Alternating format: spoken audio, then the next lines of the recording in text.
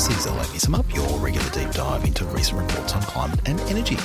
I'm Luke Benzel, recording on Wurundjeri land, and I'm joined today by my two co-hosts, Global Vice President for Marketing and Extortion at the Let Me Sum Up podcast, Frankie Muscovich. Hello, Frankie. Good evening, Luke and Tennant. It's always lovely to be joining you from Gadigal country this evening, and dare I say it, are we reinstituting shirt fronting with Frankie as a regular corner on the pod?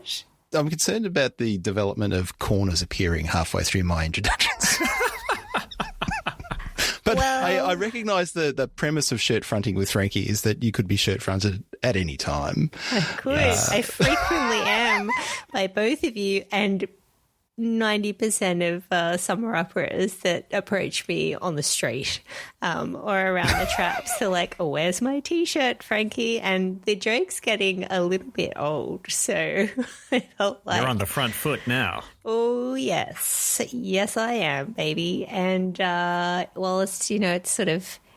It's not quite early days. I'd say we're advancing on the journey towards T-shirts appearing and being worn by people. Probably initially us. We're people. I would hope so anyway. By the time this episode airs, I reckon our fabulous Super Summerupperers will be able to see some of the T-shirt designs that we've commissioned and had a look at, and maybe we're pressing go on some in the very near term to trial out the old T-shirt merch. It's very exciting. We've nominated 7 sites around the country where T-shirts will be deployed by 2035. But, Tennant, do those communities really want the T-shirts? Yes. Is the question we're asking ourselves. That is the key piece of differentiation in these two endeavours.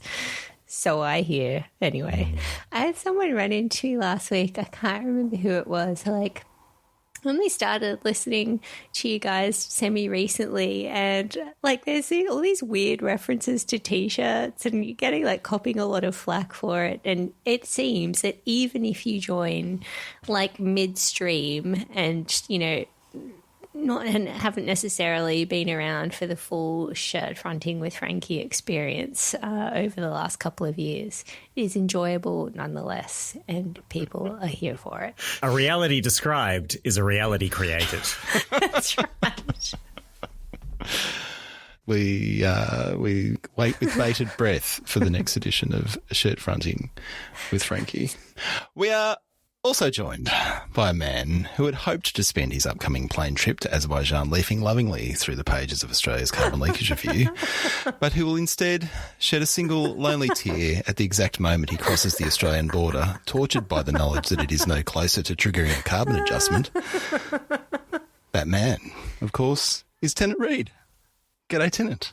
Well, it is my habit when making an international flight to make a spreadsheet where I work out exactly when I ought to fall asleep so as to be in line with the time zone of my destination. And that usually doesn't leave a lot of time for tearful musings when crossing the border. Instead, perhaps I will have a glorious dream of the time that lo shall come, and that right soon, when the second paper of the Carbon Leakage Review shall appear in the sky with a glorious trumpet and catch all true believers in the power of CBAM up in the air in an extraordinary rapture. Things may be getting a little messianic here, but give it time. I'm sure it'll all come good. I, for one, am looking forward to you gazing at Chris Bowen across some stakeholder briefing room, making your puppy dog eyes. He'll know in his heart what you're sad about. You're saying like that hasn't already happened multiple times over the last few months. I'm playing things very cool. it's all great. On this week's show, we dig into how the developed world is tracking on its commitment to mobilise climate finance in developing countries. But first, the 29th Conference of Parties to the United Nations Framework Convention on Climate Change kicks off in Azerbaijan in under 2 weeks. And once again, the three of us will be there on the ground as observers representing our respective organisations. So, Frankie, what's jumping out at you as a defining issue at COP29? Well, it's all shaping up to be reasonably focused around the finance piece on climate, how well we're doing at deploying climate finance across, bilateral arrangements, multilateral development banks. I'm not doing too much of a spoiler alert for the main paper, but last year, for when we were all on the ground in Dubai, it was really interesting to see our own Minister, Chris Bowen, co-leading the finance talks. And I understand he's taking on that role again this year, right? At COP29. Should be a big one. It's going to be big because it's all kind of leading up to a new collective quantified goal for climate finance. And I know we're going to revisit that a little later. But I think it's also worth reminding ourselves what happened last year, a primer, if you like, for COP this year. Previously in Conference of Parties. And we will stick a link to our, there were a couple of episodes we did on COP28 from Dubai. It's very exciting to be going over to COP with you guys again. And last year it was the first global stock take. So, and that, obviously is a process that's run over the course of a couple of years, really, in the lead up to COP. And it's the first kind of full account of how we are going on the various commitments that parties have signed up to under the Paris Accord at COP15. And the sort of significant things that came out of that were like a real commitment to practical action on mitigation. So the tripling up on renewables and doubling down on energy efficiency was a key commitment that comes to mind.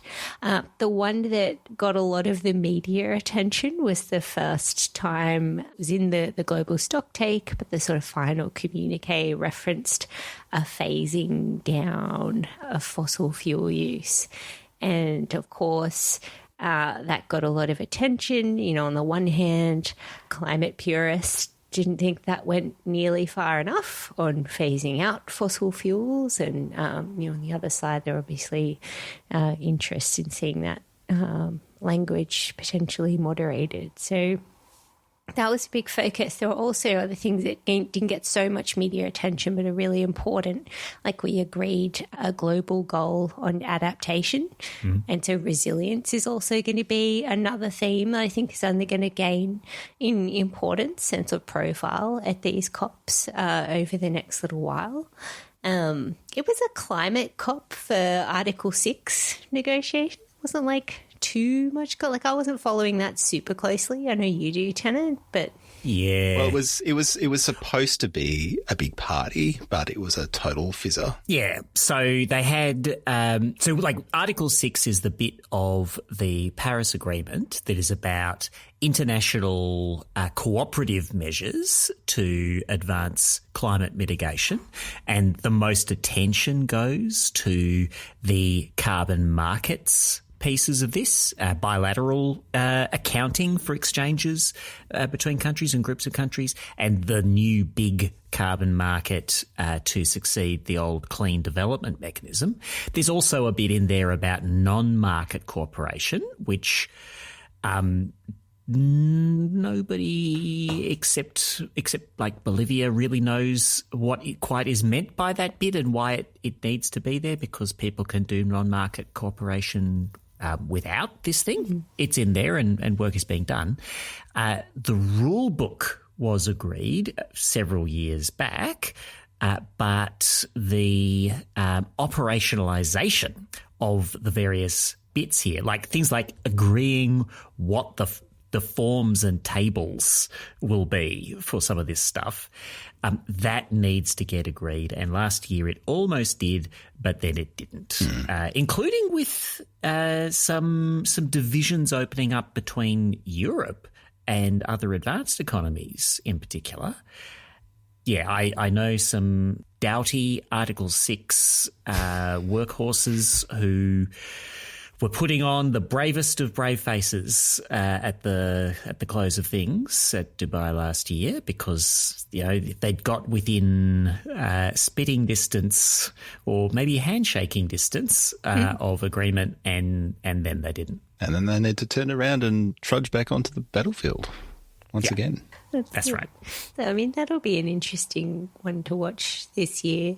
The other reason that finance is going to be such a focus was the commitment that we've seen to a loss and damage fund in the last couple of years. So this is this concept that more developed countries have not just a role, but an obligation, responsibility to help not just developing countries, but those that are most severely impacted by the effects of climate change, to mitigate and adapt to the impacts. And so the way that fund is going to be populated and committed to by the countries you'd expect to be showing early leadership, I think is going to be another really big focus as well. I'm a little less sort of au fait with what do we expect from Azerbaijan as a host country. So we're all heading to Baku, and it's fun to be going to another petro state 2 years in a row. They're not a country that's, at all really prominent in these kind of negotiations. So I guess I had a question for you both on whether, I guess, you've got any particular expectations about Azerbaijan as the president. Well, the reading I've been doing around this suggests that there's a scaffolding around this whole exercise. There's a lot of talk about the troika, so between UAE, Azerbaijan and Brazil next year, looking at it as a 3-year program. I think that UAE is quite interested in ensuring that, to the degree that last year was a success, the UAE consensus, certainly not universally beloved, but moving the ball forward in some important respects, like it doesn't lose momentum. So they appear to be putting quite a bit of energy into things. And then obviously Brazil, very interested in this agenda as well. But we do find ourselves in the situation of the COP presidency again being held by a former petrochemical executive, right? Yeah. I mean, it's going to be interestingly different in a couple of ways. Of course, it's very happenstancy that it is Azerbaijan hosting it. This was only decided in November last year. Usually, dear listeners, there's 2 years or more notice before the hosting is done. And that was because it's Eastern Europe's turn to host.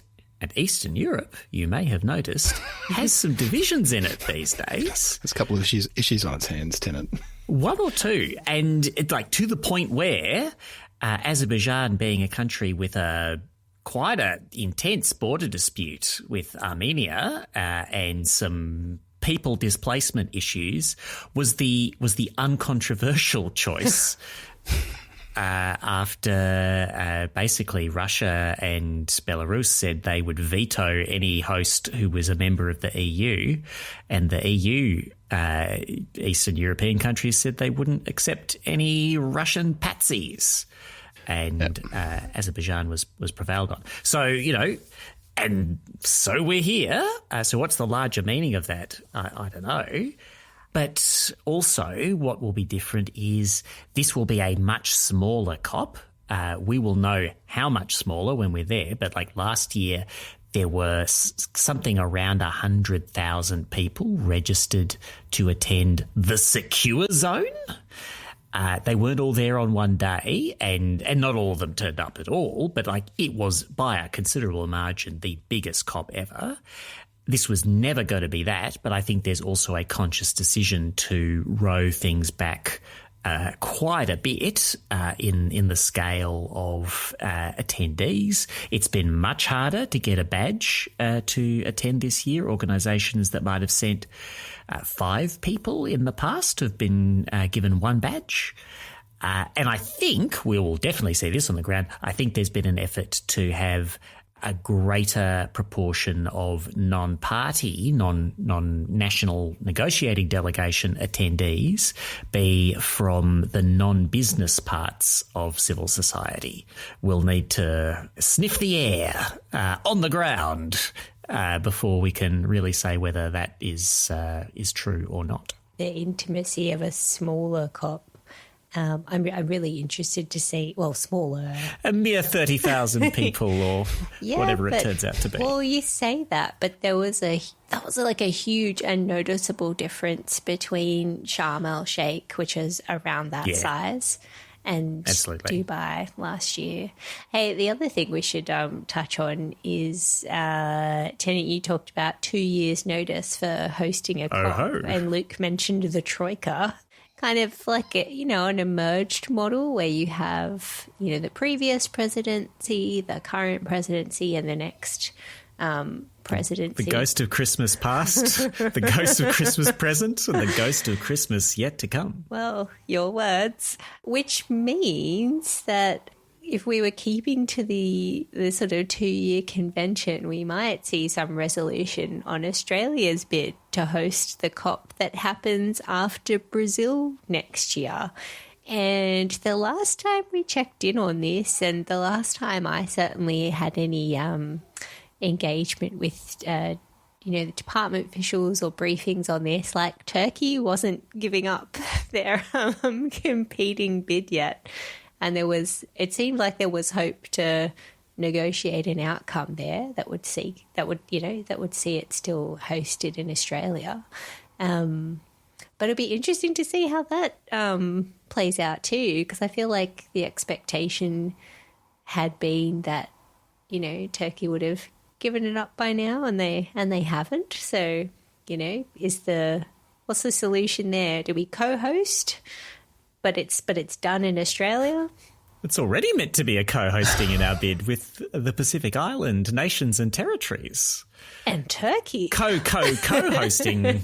Yikes. Yeah. We could have a troika just within the one... within the one COP.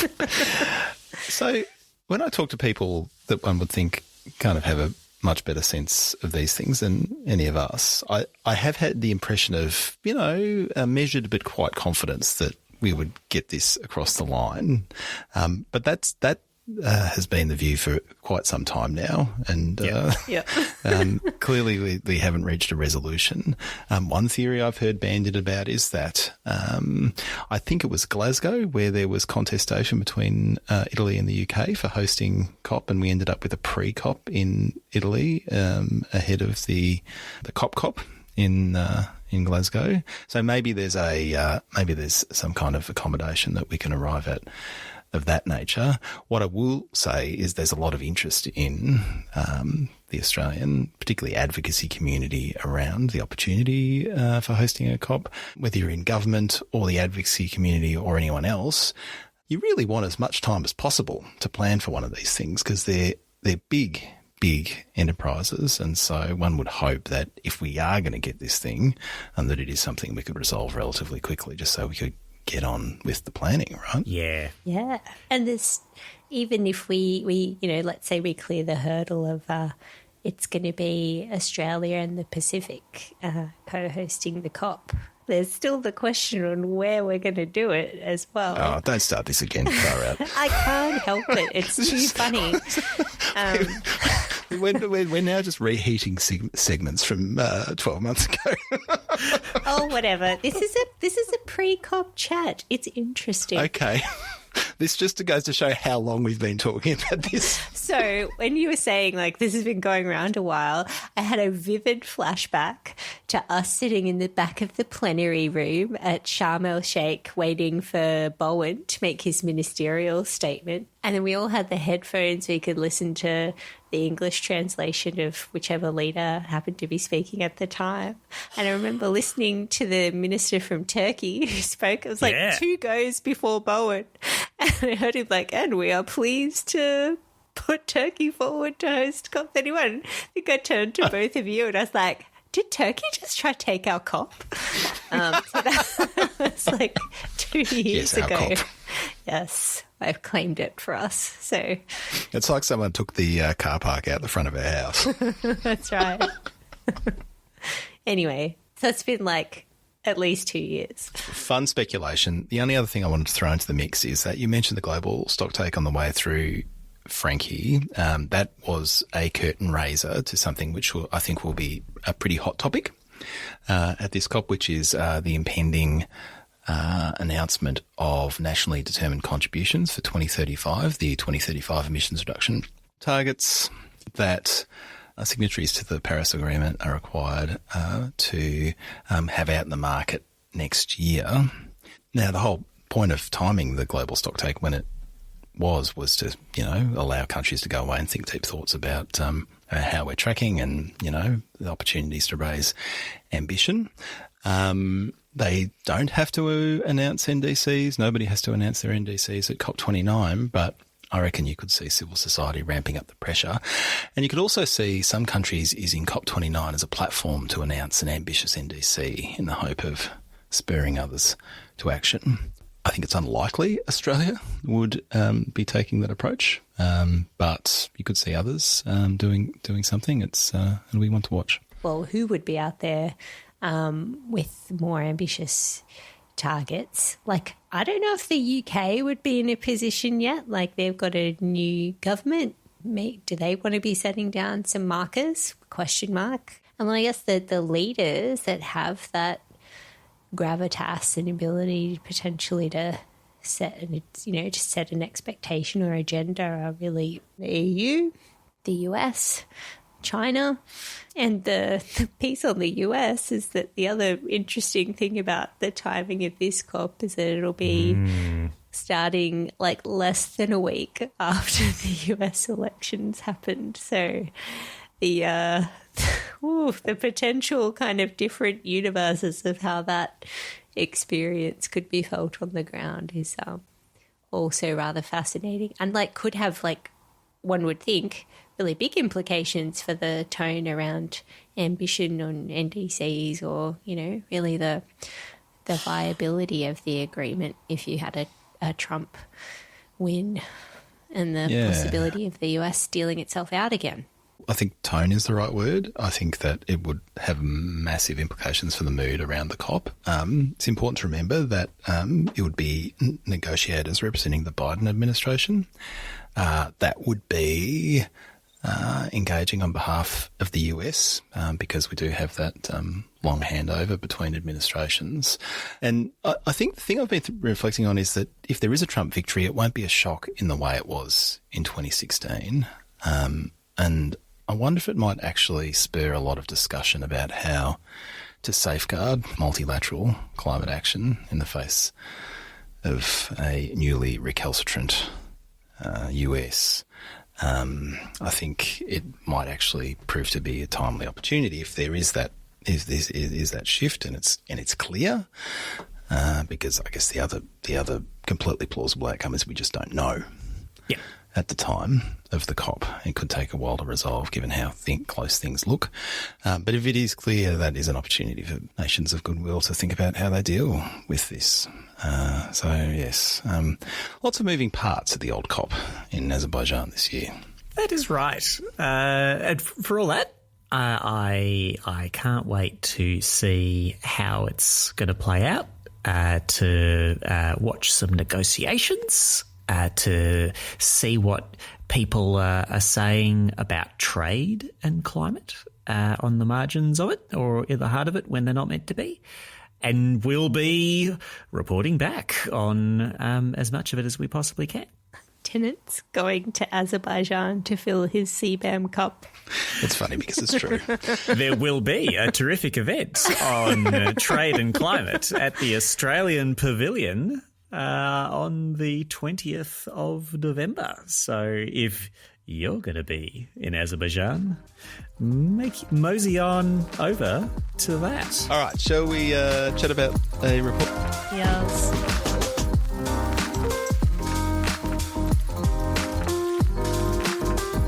At COP15 in 2009, developed countries committed to a new goal. By 2020, they would mobilise $100 billion per year to support action on climate change in developing countries. This target has long been contentious. Some developing countries dispute the forms of finance being counted towards the target, and many argue that $100 billion a year is nowhere near enough to effectively respond to the challenge of climate change in the developing world. The OECD is the organisation tasked with tracking progress towards this target, and it has just released its latest report on the topic, Climate Finance Provided and Mobilised by Developed Countries in 2013 to 2022. It confirms that while developed countries did not hit the target in 2020, they did cross the $100 billion threshold 2 years later in 2022. However, in some ways, this belated achievement is already in the rear vision mirror, with attention focusing on the negotiation of a new post-2025 goal for finance on the agenda for COP29. Tennant, this OECD report provides some interesting insights into the sometimes opaque world of climate finance. What did you make of it? So this is a really helpful just going through the guts of the flows of climate finance over the past decade and more to ground what is often a really fractious and emotional debate at the COP and outside of the COP about whether developed countries are meeting their commitments, whether they are breaching trust and ripping up promises or steadily working their way into delivery or what. And at COP28, there was a lot of regret being expressed by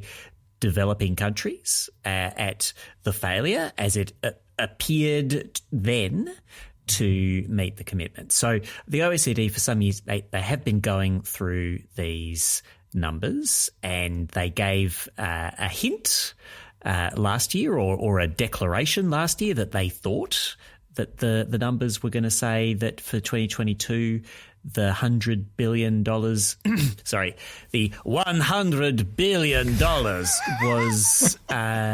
was met. And this year, yep, it was. Or was it? Because it does all sort of depend on what you mean by climate finance.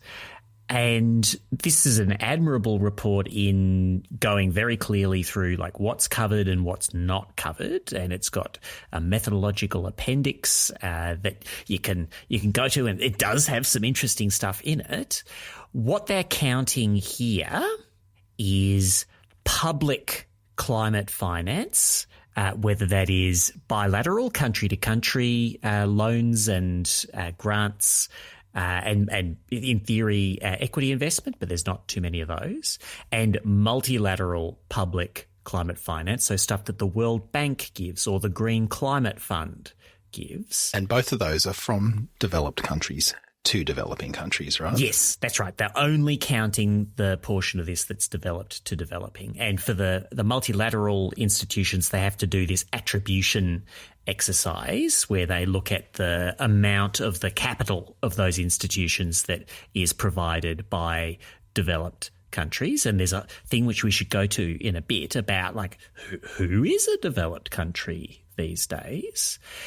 But they're also counting climate-related officially supported export credits. There's actually provided by developed countries. There's not too much going on there. And they're counting private finance, but only where it's been mobilised by public climate finance. So the way that the Clean Energy Finance Corporation in Australia does lending and guarantees that mobilise a bunch of finance from the private sector within Australia. This is counting the same thing, but only where it is flowing from developed to developing countries. They're not counting the domestic public climate finance of developing countries themselves. And that is a big deal because certainly India, but also China are still developing countries for the purpose of these stats. They have a lot of domestic public finance and a lot of domestic private finance too. That doesn't get counted here, and quite properly, but important to remember that. They're not counting bilateral climate finance between developing countries. China's Belt and Road Initiative, when it's not lending for new coal mines, is sometimes lending for new renewables infrastructure. Doesn't count. They're not counting the bit of multilateral finance that's attributed to developing countries. And they're not counting private finance that's either induced is sort of a little less directly by public policy interventions, or just private finance without a direct connection to public intervention.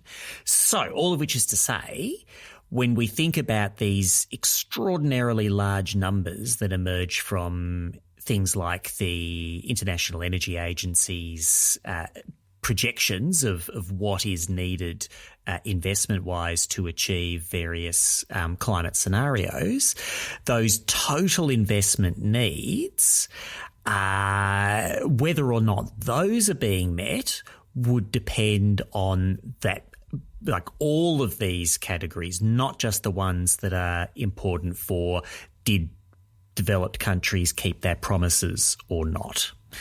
And then the answer, of course, on did they keep their promises is, well, if you have a rigorous but still expansive definition, then they were late, but they got there. And if you think that climate finance ought to be all government-to-government grants, then no, they're like 80% short. Which is really important. A lot hinges on your definition of finance. So to be clear, the bulk of this was loans. Grants made up a significant proportion. So in the latest period that they measured, the latest sort of annual cycle, public climate finance was dominated by loans, 69% of the total, or 63.6 billion. Grants made up 25.6 billion, or 28%, right? So there are grants in there, but most of it is loans.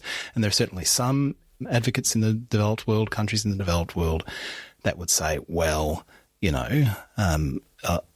loaning money to the developing world as a mechanism for supporting them to respond to the ravages of climate change is a bit rich on the part of the developed world, right? And that it should be grants. So it should be primarily grants that are being provided.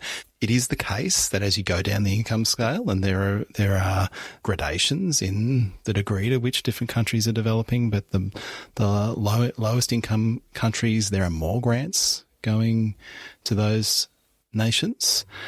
So there is some nuance in here, but it is like a big debate at the heart of all of this, and it's, I think, going to be a debate that really continues and dominates as we look ahead to the targets that are set post 2025. Given grants don't make up the bigger proportion of this finance, I'm fascinated to then see how this agenda interacts with the Loss and Damage Fund, because this would suggest that governments are more able and willing to provide concessional finance or finance to developing countries, and in a lot of cases these are the same countries that would be the recipients in a loss and damage fund. So what does this mean for the potential level of commitment to really populate that fund in a meaningful way? I think those two agendas are potentially at loggerheads a little, when we're also then trying to ramp up the ambition in that new quantified global goal on finance as well. So there's like more ambition needed across both of those things. That's a really big agenda, and there's some tension there. Yeah, well, there's so much that is interesting in the dynamics of all this. And listeners, this is a chart-heavy report. If you dive into it, you will find a chart to enthrall you. You will find some that will not enthrall you. But there's something for everyone here, I think. Maybe if you're pretty charty. Is it a pinata of charts? Do you know? Which was the paper that was the pinata of charts? There might have been an IEA one. I think. That sounds about right. Sorry, I digress. Yeah. It's too short to be an IEA paper, but at the OECD they don't mess around. One of the things that comes across here is that the biggest absolute growth in climate finance from when their numbers start in 2013 to 2022 was in multilateral public funds. And the bulk of that was mobilised by the multilateral development banks, the World Bank, the Asian Development Bank, et cetera, et cetera. And that has been, I think, really positive for climate mitigation in particular. And also there is a significant amount of this finance going to adaptation, although more of that is on the grant or the concessional side. And there's a whole thing about where there is and isn't a business model for things that need to get repaid. But that whole source of funds is a really poor fit, it seems to me, for the loss and damage agenda. And loss and damage isn't one of the categories that they're looking at here. But loss and damage is you're either spending money on agencies and services that help deal with the aftermath of colossal storms, or you're compensating or assisting people with the losses. That is not a lone scenario. It's not something that the multilateral bodies can really do, I think, because they have capital to preserve, to keep applying on behalf of the broader cause of development. There's an interesting section of this about concessionality and how much of the finance provided was concessional. And unhelpfully, there's different definitions that get applied to what is concessional between the bilateral funding and the multilateral funding. Very little of the multilateral funding is quote unquote concessional, but also because of the nature of the bodies that are providing it, it is cheaper than commercial finance. So it's not meaningless, and it's not like a pawn shop usurious interest rate type arrangement, but it's unless somebody gives the multilateral, gives the World Bank a bunch of money to then give away, they can't give away money. And so there is going to be a need to scale up all the bits of finance and the stuff that is just grants, absolutely needs to scale up, albeit you're not going to get trillions of dollars of grants. Yeah. I think that the thing that really is important to unpack in all of this is that it's not that loans are bad and grants are good, or that private finance has no role. It's kind of all about the activity being undertaken and where it's being undertaken. So there are categories of mitigation where there is a business model, right? And so if you're deploying finance from multilateral banks to clear the way for clean energy projects that wouldn't otherwise happen in particular countries, that's a great use of loan finance, and there's a business model for making the return. Now, some adaptation projects are going to have a business model, and some aren't. So that's incredibly context specific. As you say, loss and damage, there is no business model. If we're interested in making those situations more bearable for the countries and the individuals that are in those situations, then it's likely going to need to be a grant. But there's another vector, and this report does a pretty good job of distinguishing amongst developing countries in terms of income level. And the reality is that in very low income countries, there is going to be higher risk. There's going to be less ability to repay, and in that context, even projects that in a higher income countries within that developing cohort, it might be plausible to deploy a loan. You may still end up, actually needing to deploy a grant to make something happen. So, very simplistic characterizations of different types of finance, it's probably not going to get you very far. You're going to have to look a little bit more closely at the context and the purpose for which finance is being deployed to work out what the appropriate mechanism is. Yeah. Yes. I was quite interested to see the real growth in adaptation finance over the last couple of years. Yeah. I think it sort of, it mirrors its place in a lot of the global discussions as well. It's been a real focus over the last couple of years at COPs to see, a global goal on adaptation. There has been the Glasgow Climate Pact that called for doubling climate adaptation finance between 2019 and 2025. And this report seems to suggest that we're about halfway there, and that over the last, I think, couple of years, adaptation finance actually grown faster than mitigation. So it's starting from a lower base and it's playing catch up. But I thought that was really encouraging to see. And I think, Luke, to the point that you were just making there as well around how finance would be deployed in different countries, and we talked about the recovery out of disasters and things like that.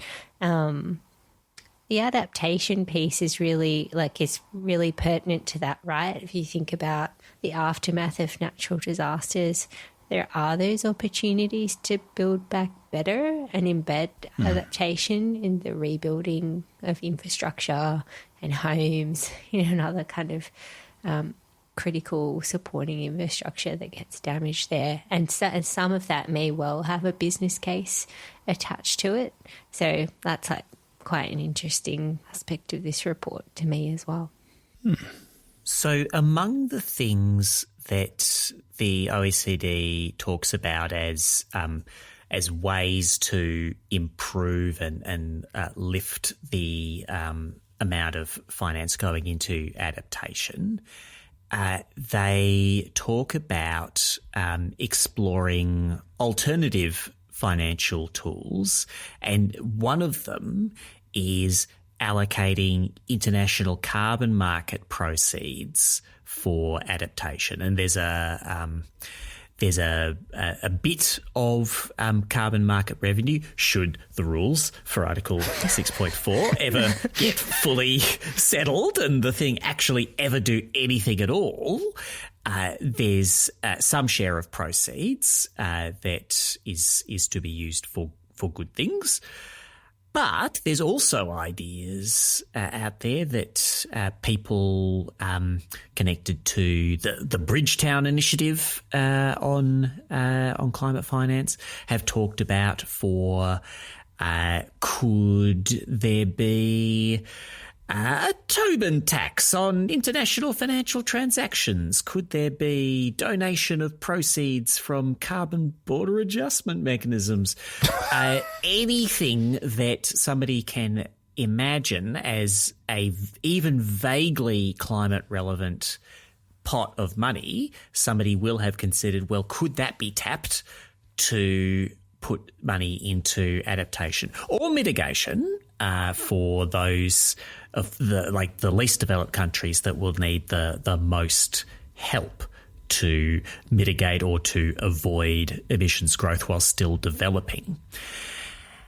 And I don't know, we're going to see some discussion of ideas in this genre this year, but I think it will be difficult, and there's some good reasons why it will be difficult, including, billions or tens of billions or hundreds of billions of dollars will always be missed.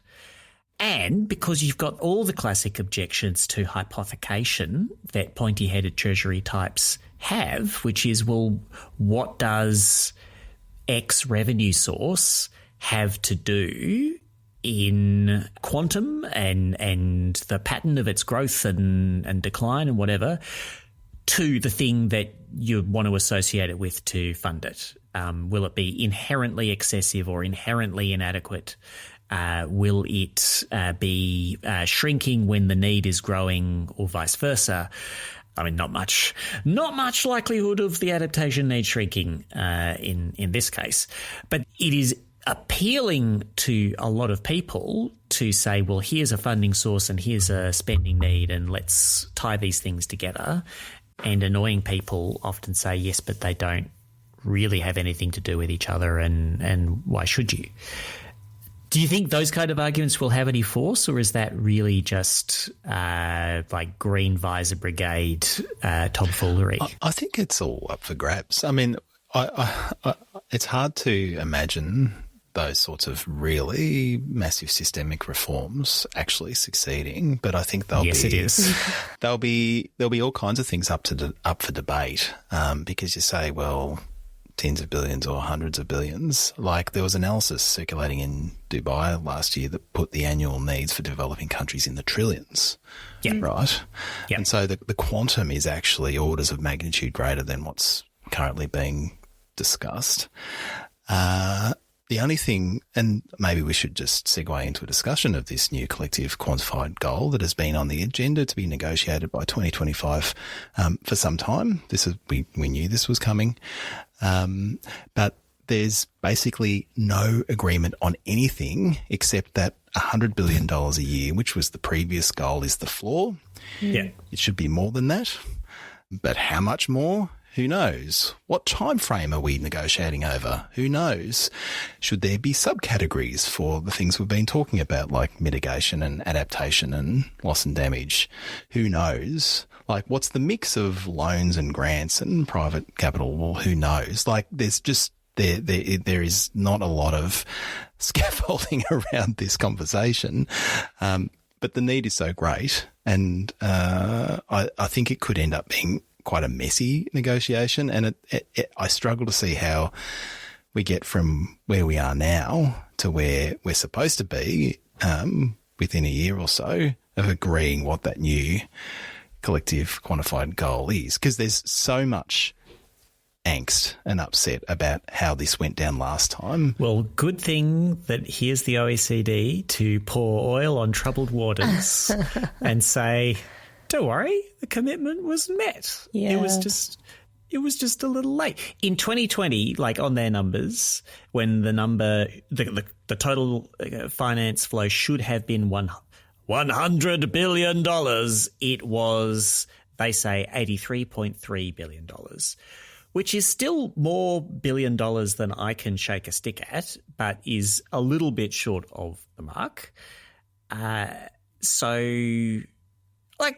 You can look at that and go, well, they failed. There were some things that developed countries had on their mind in 2020. I dimly recall. I just have a blank space in my timeline from about March 2020 to early 2022. Tennant, can you elaborate? I think that time was largely comprised of Ring Fit Adventure. Right, yes. Ringing a bell now.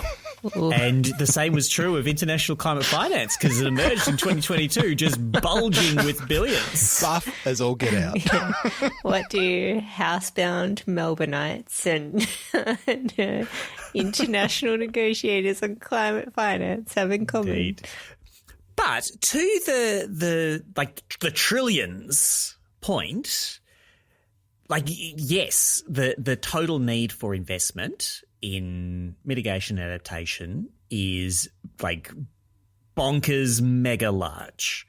The exact numbers will float in and out of particular brackets depending on the modelling exercise and the assumptions with which it's fed. I reckon, for instance, that the classic paper that we've always got to name check, Way et al. On technology forecasts that are empirically grounded, I reckon the total investment needs in their scenarios are a fair bit lower than those in the IEA numbers because they will have things getting rather cheaper in the end with sufficient upfront investment in deployment. But they're just going to be bloody big numbers anyway.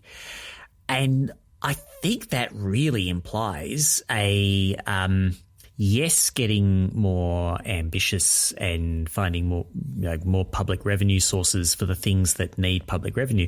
I think it also implies just getting more expansive in what is counted, because private flows for private reasons have got to be a huge part of the energy piece of those mega investment numbers, including because a lot of it will just stack up. It strikes me it would be helpful to track that to the degree that it's possible in these various contexts as closely as you're tracking the publicly deployed finance, because it's ultimately the amount of money overall that is on the ground driving these climate outcomes.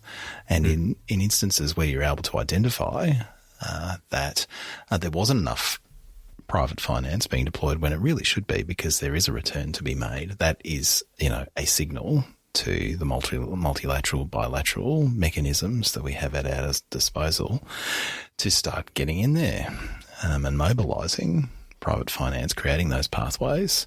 So that could actually be a really useful tool to be able to have an expansive mechanism for tracking those different types of finance, even if there is an understandable wish for the developing world to keep a pretty close eye on what the developed world is contributing. Speaking of which, who's in the developed world and the developing world? Is that contentious as well? Why, yes, it is. So if you go through the back of this paper, I had thought from some of the stuff set up front where they go, oh, we've got our own special method for determining who's developed and developing. I thought, they're not using the old Annex 1 from the back of the UN Framework Convention, which locked in who was developed as of 1992. For seemingly all time. But no, they largely are using Annex 1, really. And so the developed countries are the Annex 1 countries, all the European Union states, plus Liechtenstein and Monaco. And the developing countries list is like everyone else, including China, Saudi Arabia, Kuwait, the United Arab Emirates, Israel, Singapore, and the Republic of Korea, which, I mean, all of those countries have had interesting histories and continue in some of them to have uncomfortably interesting histories. But it is, on a historical emissions basis, you can certainly say, oh, well, they're different to like the United Kingdom. But it's still it is important that list of developed countries is very much what was meant by Barack Obama and the others who made the big commitment around Copenhagen and then kept reiterating that commitment through to Paris. But if we're going to make new commitments now, then probably people who are great big economies today that weren't 32 years ago should be on the donor side of things or the lender side of things, and, held to the same kind of expectations of the ways in which they lend and the standards they adhere to, and applying all the painful lessons that Europe and America learned in very bad lending practices in the 1980s and 1990s, applying those lessons now too. So I think this is all a bit tense because some people seem to not want China to step up and play its share of the global governance role, but they should. Yeah. So I'm looking at the link to the draft text in that work program, and at the very back there's an annex to the draft negotiating text. Have you looked at this? I just want to understand whether that's actually potentially relevant here, because it talks about it's starting to make references to lists of developed country and other parties referred to, and it has different criteria that they're listing there. But I just wondered, with this conversation now being around that new goal, whether this is the starting framework for then how you're going to distinguish between those two groups. So a starting point here for any listeners who are brave enough to open up the link to the framework for a draft negotiating text that we're referring to. It is not itself yet a negotiating text or a draft. It's a framework for getting towards one. It is jam-packed full of square brackets, indicating things that are not agreed, insofar as nothing whatsoever in it is agreed. Some things are more not agreed than others. And there's a whole lot of options in there that will have been written down to represent more of the trends and tendencies from some groups of countries than others, so that they will have some more clearly stated things they like to point to and saying, I want option 1 and I cannot abide option 3B. And so this bit at the end that we're referring to is very bracketed. The whole thing is in brackets, including the title. Yeah. Yeah. But it is broadly indicating the idea, which you could sort of guess which countries might like this idea, that you're on the contributing side of things if you have a gross national income per capita above a certain threshold. And maybe that is a really high threshold that only a very, very few countries would reach. Yeah. Or maybe it is a much lower threshold, and also you've got to be one of the top 10 emitters. And on one of those numbers, I think China would be in, and on some of them China would be out. And people will have their little spiels about which options they like and which ones they don't. Yeah, fascinating. And then there's also a section on parties that are excluded from that criteria as well. So that I guess the people who would not be contributing and therefore potentially recipients, and they would be parties classed as a low-income country with a risk of external debt distress, LDCs. Least developed countries, and then SIDS, small island developing states. Yeah. All right, I'm starting to get win bingo. The UNFCCC acronym soup here. So LDCs or SIDS with a human development index value lower than 0.9. I need to read exactly what that would actually means. And then also parties in fragile or conflict affected situations. Which would change. Well, look, by the end of this year, that could be all of us. Good God. So the reason I really like an effort to try and define this is that it's something that can be durable over time if we get the metrics right, to account for, as we've discussed, countries that enjoy improvements in their prosperity through economic growth. They can graduate to the countries that are contributing to countries that aren't as fortunate. But in the other direction, over time, we're going to be dealing with this climate change thing for a while, I reckon.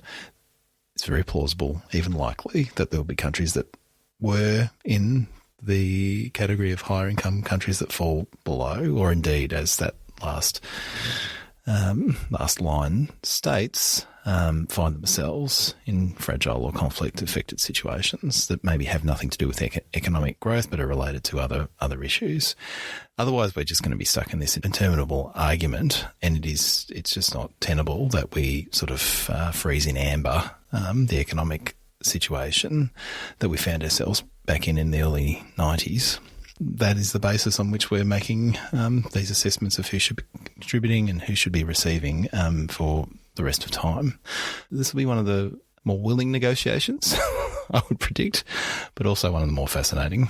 One to watch. Yeah, absolutely. Well, stay tuned, Summerupperers, for our reports from on the ground in Baku. For the NCQG. It's not a great acronym. No, doesn't really roll off the tongue there. The NQUG. It's even worse. Curses. We'll find something. We will. As always, we close out the show with one more thing in which we all share something that is currently captivating our attention. And Tennant, I think you had a piece of listener feedback to share. I did indeed. Listener deeperdecub.bisky.social. Bisky, is that what we're calling it? Maybe. Some people have been saying. A lot of people have been saying. Oh, okay. Insofar as anybody has been saying anything about Blue Sky, which, we'll see.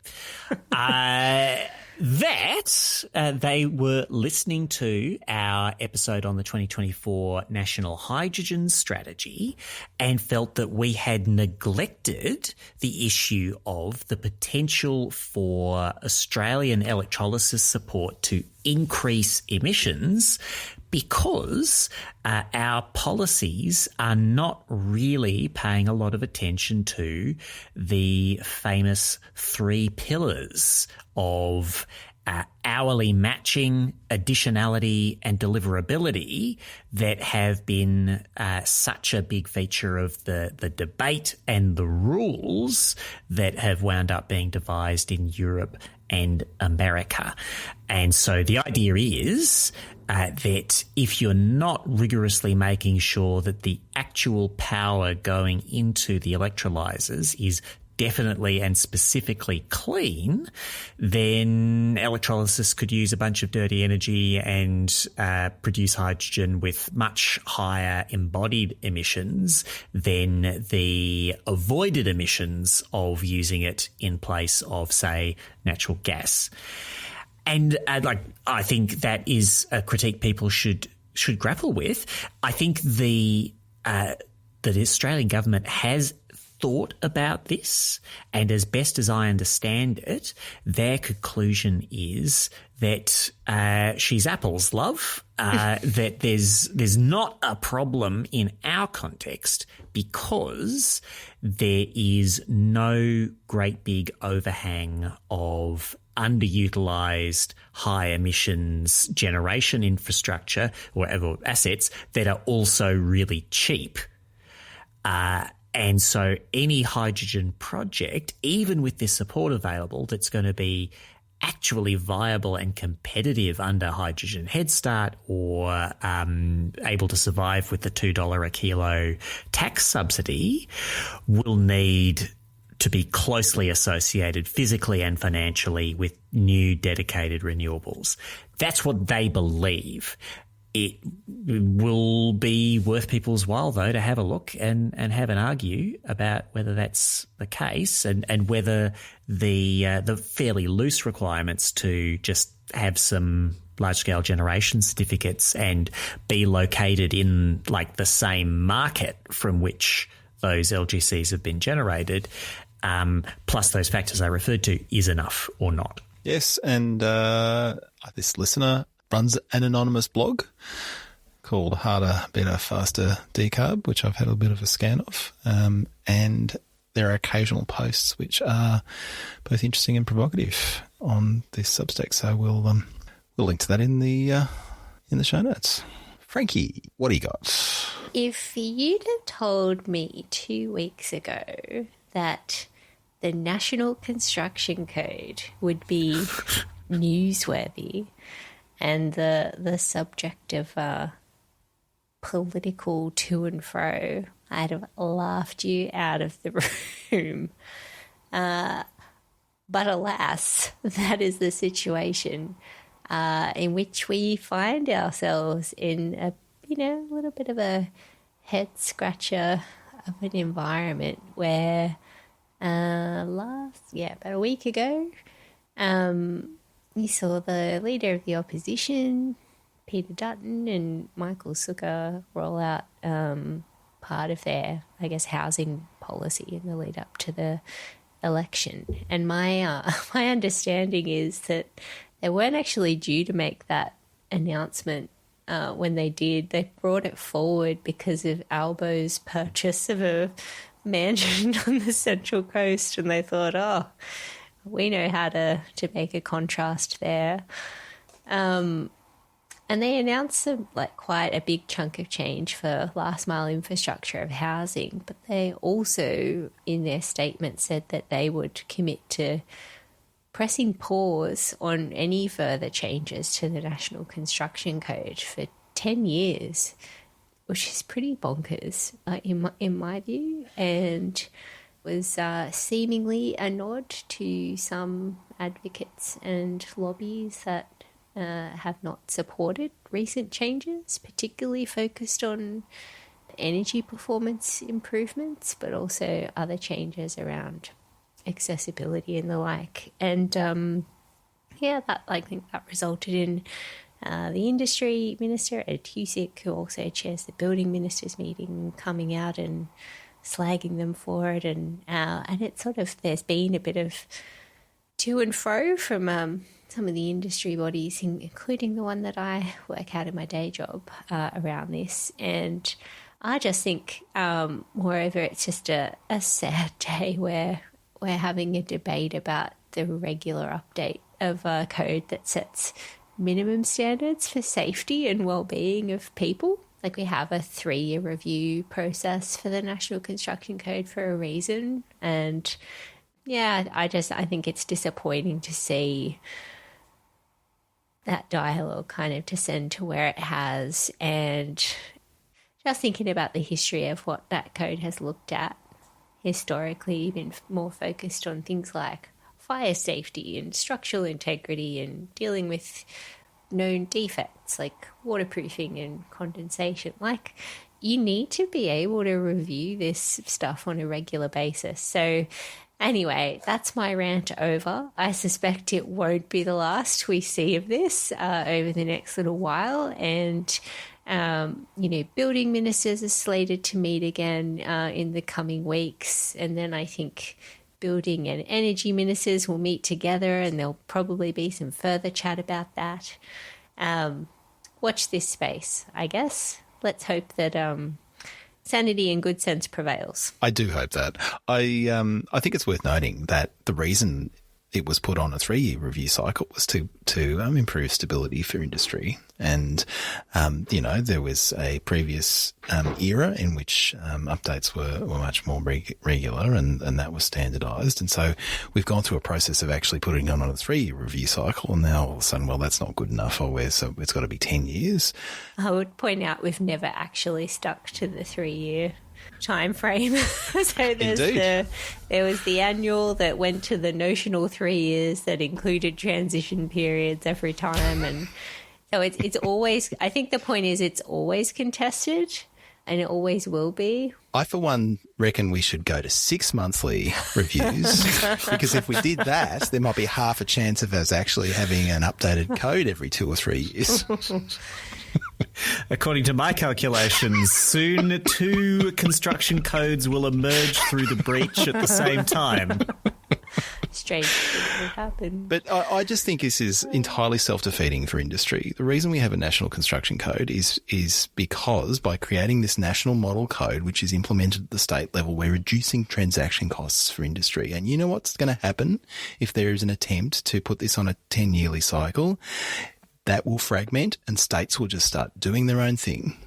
And the folk that are advocating this, I think, will be very sad about that because it's going to raise costs for their members. I look at what advocates who talk about pausing the NCC say, and they're usually referring to specific bits of it, you know, like we don't want to see changes to energy efficiency provisions for 10 years or, you know, or like the sort of climate related stuff. I'm not sure that I've seen explicit statements from industry groups saying pause the whole damn lot for 10 years, but that's what the opposition committed to. And, like those two things are very different in terms of the scale of commitment. And as I said, the construction code deals with a whole host of really important issues that matter and are ultimately creating a safety net for the occupants and owners of the buildings that we live and work in. And so anyway, I remain optimistic. This is not going to gain too much traction at a national level, but I could be wrong. I hope I'm not, but like I said, watch this space. Watch this space. All right, for my one more thing, I simply wanted to pay tribute to the efforts of our trivia team at the Currently Speaking newsletter's inaugural trivia night last week as we record.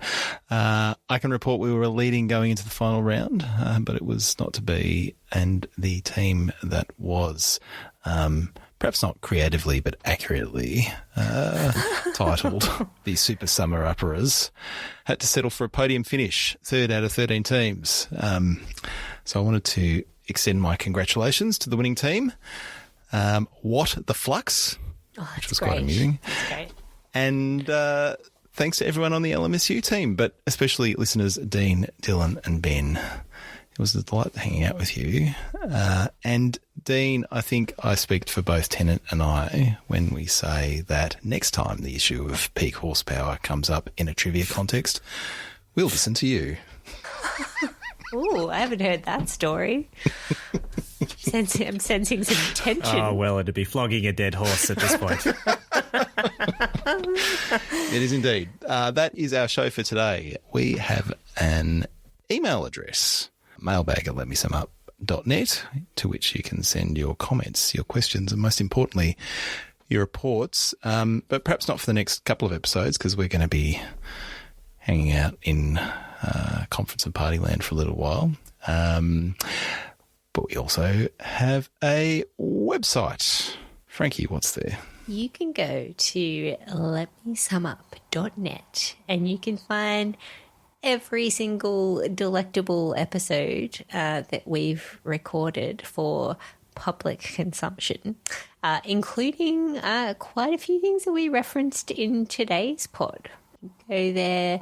You can hear our previous pods where we've covered cops on the ground. Those are always really fun episodes. There's usually a fair bit of atmospherics in those ones. I remember us recording at a really nice restaurant in Sharm El Sheikh.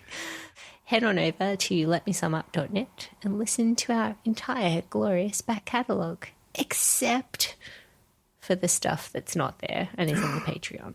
Well, speaking of this, this podcast was edited by energy professional and podcast tragic Mark Spencer from Here Media Studio. Tennant, how do we pay for that editing and all the other extensive overheads that this little side hustle of ours incurs? Through the glorious charity and self-abnegation of all the wonderful people who back us through the power of Patreon, acquiring the title of Super Summerupperer and gaining exclusive access to funny, maybe, rewrites of songs to be about climate and energy reports, and more importantly, special bonus episodes where you could listen to even more of us talking mostly sense, but sometimes nonsense about climate and energy stuff.